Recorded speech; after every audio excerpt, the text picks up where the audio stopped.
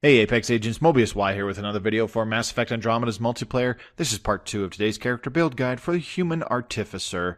And we are on Firebase Icebreaker against Remnant. Great faction for this character to play against. Terrible map though. It could very well be that I'm just sick of Firebase Icebreaker because it's popped up in the daily challenges a lot in the last month. So that might have something to do with it. Nevertheless, I try to make the most of it, such is the struggle when you play random almost all the time. Anyways, so I was saying in the particular build, you have several means of crowd control, you have 2 means of effective debuffs, or at least against armored enemies, and, you know, make sure you bring a good gun. That's going to be a lot of your direct damage. You can't strictly rely on your individual powers doling out wads of damage. You need to combine an effective weapon with the debuffing effects of your powers, as well as your Remnant VI being able to distract enemies, giving you openings where you can shoot back at baddies that were trying to kill you. So, like I was saying, your 3 methods of crowd control. Invasion will cause enemies to kind of do a panicky animation as though they were set on fire, and even armored enemies will do this. Things like the Saboteur or the Agent or the Anarchist on the Outlaw faction will also have this kind of panic motion. Enemies that have shields will not react to it whatsoever. You have to de-shield them first, and then they will have some kind of a flinch, or they will go through the entire panic animation once they are hit with invasion immediately.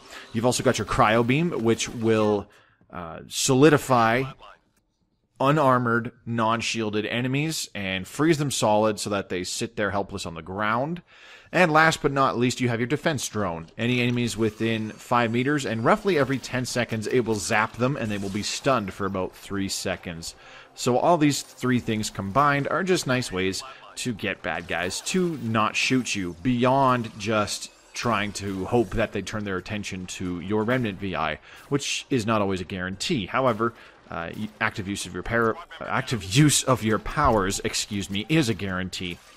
It's guaranteed that you'll freeze an enemy solid, like a Ket Chosen solid, if you blast them with your Cryo Beam for a couple seconds. It's guaranteed that an Outlaw Agent will go through the whole panic animation when you hit them with your invasion. It's guaranteed that a small group of Remnant Breachers will be zapped and stunned by your defense drone if you move too close to them, or if they move too close to you. You know, they're just, you just want to never forget that, essentially.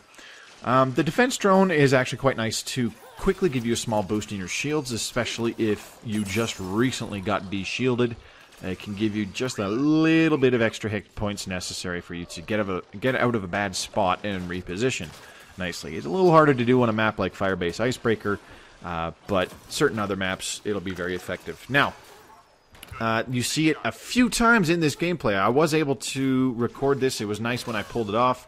It happens a couple times, not necessarily against any real large groups of enemies, but you do see it a couple times where I catch a couple enemies in a single blast of Cryo Beam. I'm able to hit them with Invasion, and then I'm simply able to do enough damage to 1 or 2 of them where the big exploding Invasion Cryo Trap Shatter combo thing goes off and just decimates the whole group, pretty much. You only see it a couple times, so if you're looking for that, you really got to pay attention.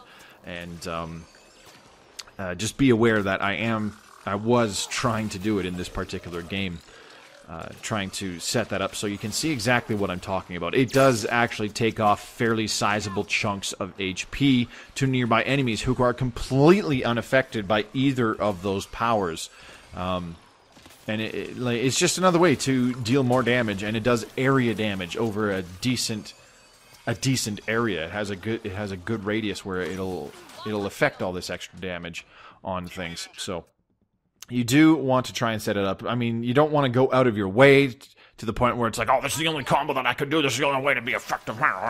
You don't always have to combo your powers with this character.